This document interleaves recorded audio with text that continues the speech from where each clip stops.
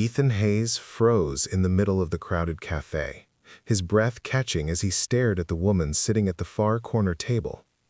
His friends had told him he was meeting someone amazing, a blind date to get him back out there. But what Ethan saw wasn't what they had described. What he saw broke something inside him. She sat in a sleek black wheelchair, her dark hair falling over her shoulders in soft waves, her hands resting gently on her lap. And though she was clearly nervous, her smile was warm, painfully warm. She lifted her eyes toward him, and that's when she said quietly, "If you want to leave, it's okay. People usually do." Those words hit him harder than any heartbreak he'd ever experienced. Ethan swallowed hard, guilt flooding his chest. Guilt not because she was in a wheelchair, but because his own friends thought this was a joke, a prank, something cruel disguised as humor, and they had used her to do it. He walked toward her slowly, each step echoing in his ears. His daughter, Lily, had been begging him to date again. "Dad, you're lonely," she had said. But now, standing here, he wasn't lonely. He was ashamed. She looked down, fiddling with a silver ring on her finger. "It's fine, really," she whispered. "You don't have to force yourself to stay." "I'm not forcing myself," Ethan said, pulling out the chair across from her. "I'm the one who should be apologizing." Her eyes lifted slightly. "Why?"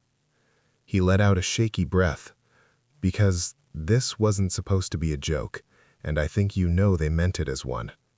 She looked away, pain flickering across her face. "It happens more than you think." For the first time, Ethan saw her. Not the wheelchair, not what his friends saw, but her.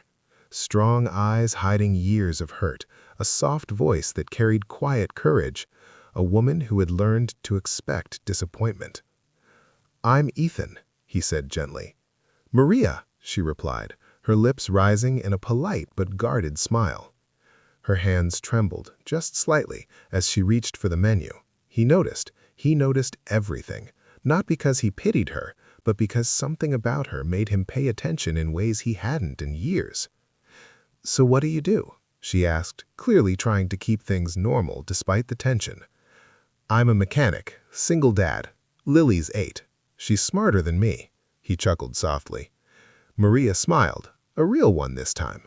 "She sounds wonderful." "She is." He hesitated. "Do you mind if I ask what happened? Only if you want to share." Maria took a breath, her eyes drifting to the window. "A car accident 2 years ago. A drunk driver ran a red light." Her voice stayed calm, but her fingers tightened around the ring. "I can't move my legs anymore." Ethan's jaw clenched. "I'm sorry. That shouldn't have happened to you." She shrugged lightly. "People leave. Friends, boyfriend, coworkers. Some don't know how to treat me now. Others treat me like a child. And then there are dates like this."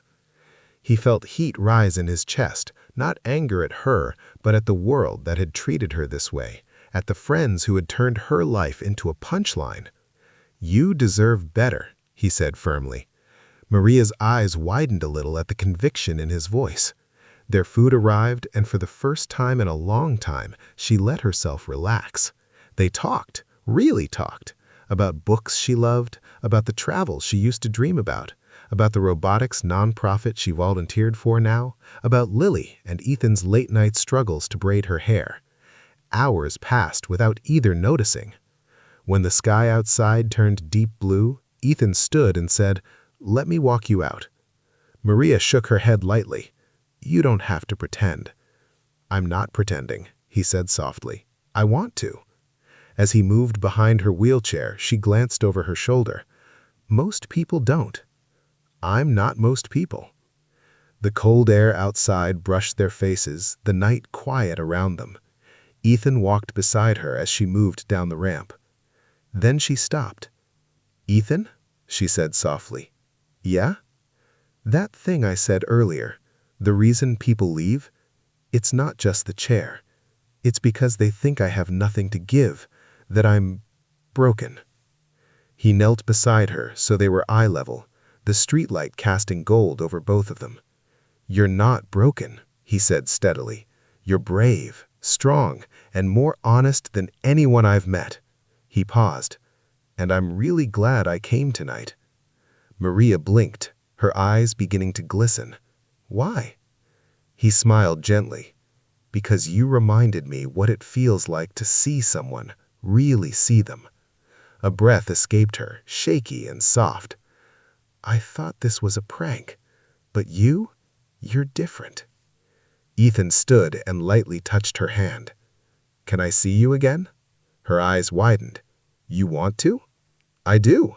And Lily would love you. Maria laughed for the first time that night, a soft, warm sound that eased something inside him. The cold wind drifted past them, but neither moved. She looked up at him with a trembling smile. Then, yes, I'd like that. And as Ethan walked beside her through the quiet streetlights, he realized something.